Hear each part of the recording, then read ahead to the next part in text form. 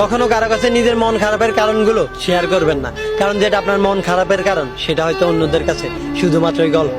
কখনোই নিজের দুর্বলতা প্রকাশ করা উচিত নয়, কারণ এই শহরে কি আপনাকে সফল হতে সাহায্য তো করবেই না, উল্টা আপনার দুর্বলতা নিয়ে হাসি তামাশা করতে দ্বিধাবোধ করবে না। বন্ধু সবাইকে বানিও না, কারণ সবাই বন্ধুত্বের মূল্য দিতে জানে না।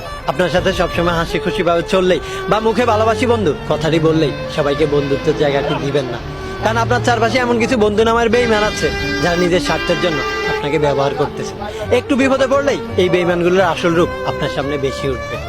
আর এই বন্ধু নামের বেঈমানগুলো সুসময় আপনার চারপাশে ঘুরঘুর করবে, আর দুঃসময় আপনাকে কলার খোসার মতো ছুঁড়ে ফেলে দেবে। তাই বন্ধু নামের এই বেঈমানগুলোর কাছ থেকে সবসময় দূরে থাকার চেষ্টা করবেন। জীবনে কখনো হতাশ হবেন না, আমাদের জীবনটা একটা গেম, এখানে হার জিত থাকবেই। সবসময় যে জিততে হবে এমন কোনো কথা নেই, কিছু কিছু সময় হারেরও প্রয়োজন আছে, কারণ হারের মাধ্যমে আমাদের জেতার তৃষ্ণা দ্বিগুণ হয়ে যায়। জীবনে ব্যর্থতা থাকবেই, ব্যর্থ হওয়া মানে হেরে যাওয়া নয়।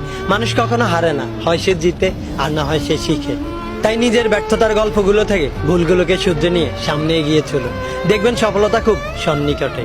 এগিয়ে চলো পাশে আছি, এগিয়ে চলো পাশে আছি, এই কথাটা বলার মতো লোক আপনার আশেপাশে হাজারো দেখতে পাবেন, কিন্তু পাশে থেকে হাত ধরে এগিয়ে নেওয়ার মতো লোক একটাও পাবেন না।